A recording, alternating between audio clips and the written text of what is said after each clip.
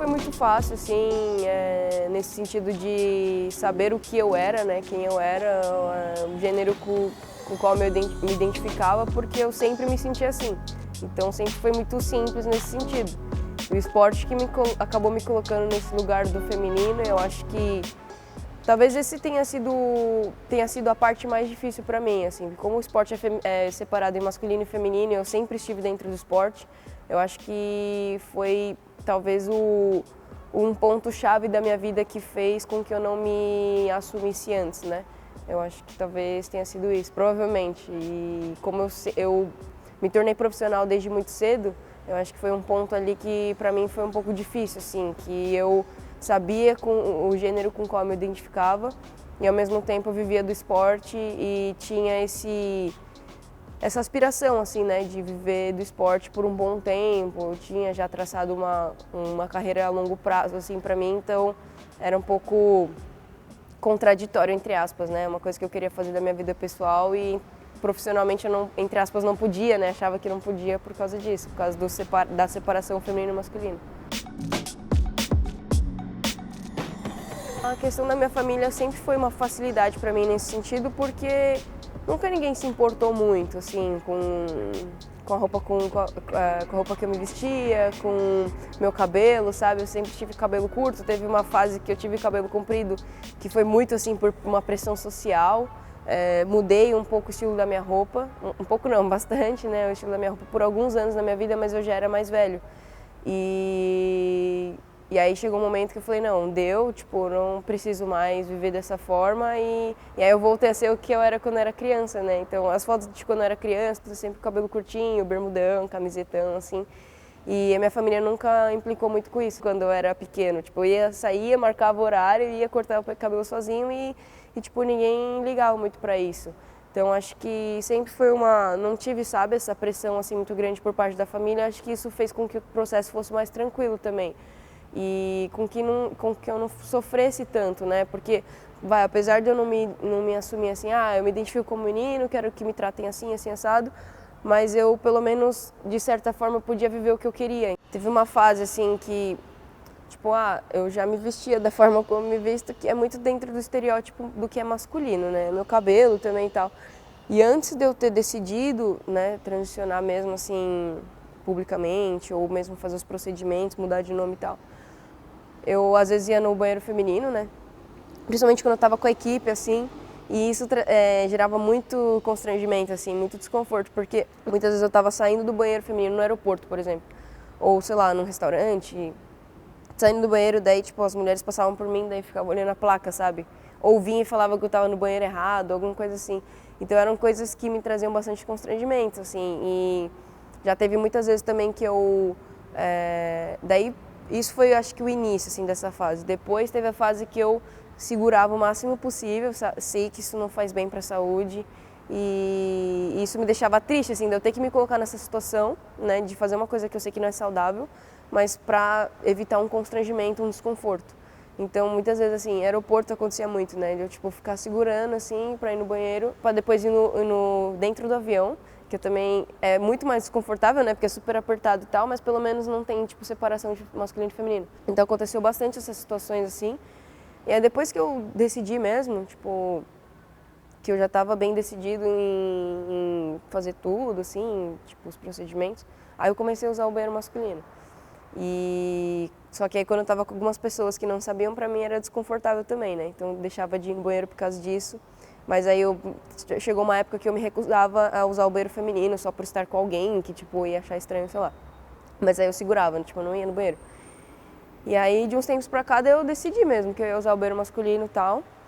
Então eu tava sempre indo no banheiro masculino, comecei a me sentir mais confortável com essa situação. E nunca tive nenhum constrangimento, sabe, usando o banheiro masculino.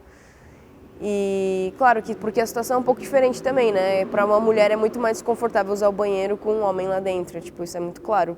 Isso não precisa nem explicar porquê, assim. E agora que eu tornei público, e aí antes eu tava usando o banheiro feminino nos campeonatos, né? Porque são pessoas, tipo, dentro do campeonato e tal. E agora eu já me senti à vontade nesse último campeonato, eu fui sempre no banheiro masculino sem problema nenhum. Eu acho que é um pouco novo para as pessoas ainda, mas aí as pessoas já sabem por que eu estou usando banho masculino, é mais fácil, entendeu?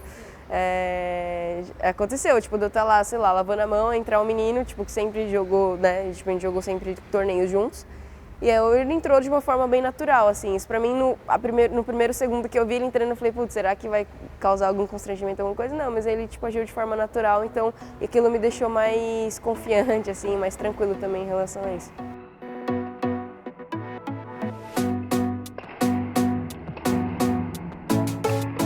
Então, o processo foi mais ou menos assim, eu sempre soube da minha identidade de gênero.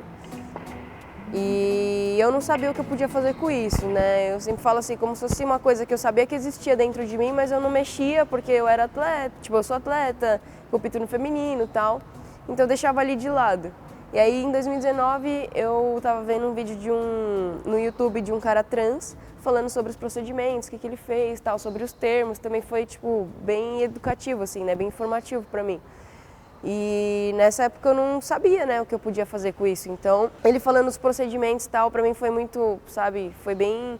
E eu acho que foi sem querer que eu vi esse vídeo, não foi uma coisa que eu fui atrás. E aí eu posso fazer isso, aquilo também. E pra mim foi muito claro, assim. E aí desde esse momento, tipo, já deu esse clique e falei, não, eu vou fazer isso um dia na minha vida, mas eu acho que eu vou ter que esperar ainda por causa do esporte. E aí, nesse momento, eu decidi que eu ia só, tipo, tornar isso público quando eu começasse a hormonizar, quando eu passasse a competir no masculino. E mais ou menos isso, assim, eu tinha decidido fazer isso mais no futuro. Só que conforme eu fui contando para as pessoas mais próximas, né, tipo, que eu queria que me tratasse no masculino e tal, as coisas foram meio que fugindo de controle, assim, porque eu comecei a contar para mais e mais pessoas, comecei a me sentir cada vez mais à vontade com isso. E chegou um momento que eu falei assim, meu, acho que eu preciso tornar isso público, acho que vai ser bom pra mim, até porque tava... Claro que a espera é muito angustiante, né? Coloquei na balança, né? Se eu tornar isso público, as pessoas já passarem a me tratar pelo nome que eu quero, passarem a me tratar no masculino, eu acho que eu consigo aguentar mais tempo, sabe? Acho que eu consigo, porque eu ainda tenho objetivos com a seleção feminina, né? A seleção feminina ainda conta comigo, de certa forma, então eu acho que faz parte da minha história, é uma história que eu ainda estou traçando e seria meio que ruim profissionalmente para mim ter que parar agora, sabe, no meio da história. Então eu quero ainda continuar com a seleção feminina um tempo.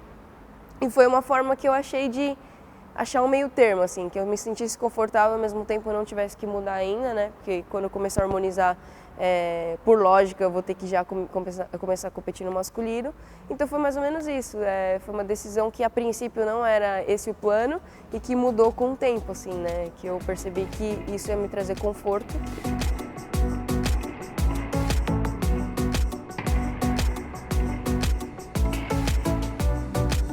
Eu acho que está tudo se encaixando mais agora, né? Ainda estamos no processo assim, de adaptação para todo mundo. Todo mundo está indo super bem, assim, eu estou bem surpreso positivamente com todo mundo assim, ao meu redor, né? Pelo menos as pessoas mais próximas a mim. Agora eu tive os Jogos Sul-Americanos, o COB também foi tipo perfeito, foi tudo muito bom. E claro, isso me traz muito conforto, né? Muito conforto, estou muito cômodo com toda a situação no geral. Agora eu sou tratado como eu sempre quis. Para mim também é um processo, né? Eu também estou me acostumando, porque apesar de eu sempre me identifiquei dessa forma, para mim também é um processo de mudança, né? E o COB foi tipo muito, muito bom. A Confederação Brasileira de Tênis de Mesa também, a CBTM, desde o início foram super positivos em relação à novidade que eu trouxe para eles. E foi muito assim, lá agora nos Jogos Sul-Americanos foi bem especial para mim, né? Foi meu primeiro título como Luca,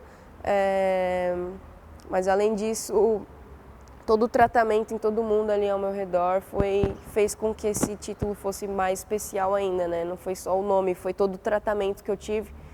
Por todo mundo que eu passava assim do COB, eles falavam, e aí Luca? Tipo, não sei o que, todo mundo bem simpático e bem claramente querendo me deixar confortável e já sabendo o meu nome. Então, alguma coisa aconteceu ali dentro, tipo, deles, sabe, se prepararem para isso. Porque, é claro, é algo diferente, né? Nunca aconteceu, acho que dentro do time Brasil, assim, não só do tênis de mesa, mas como de todos os esportes. E eles se prepararam muito bem para isso, deu para ver que eles deram a devida importância, sabiam que para mim era muito importante, se prepararam muito para me tratar da forma como eu queria, para eu me sentir bem, para me sentir confortável. Então tudo isso fez com que o campeonato fosse muito especial. Bom, eu vou continuar competindo no feminino pelo menos até Paris, né, 2024.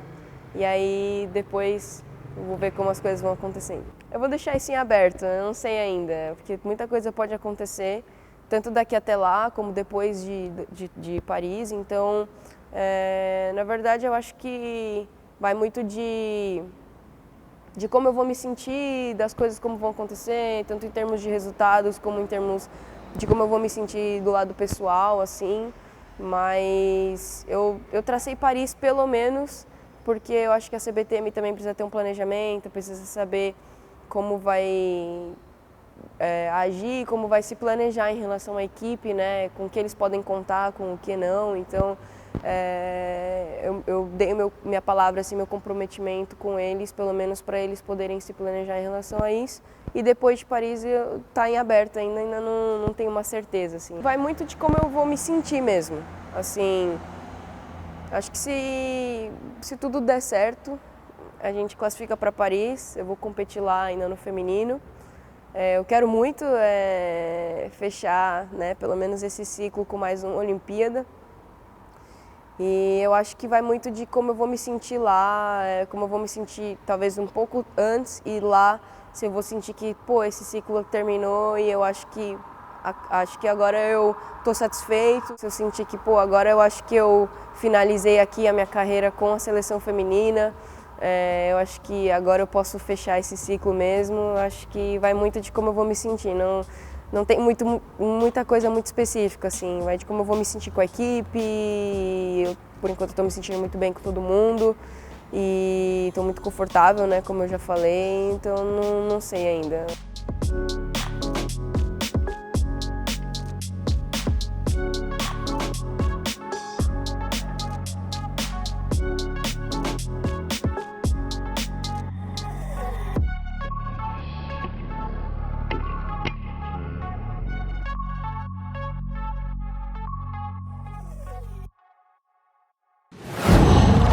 Qual?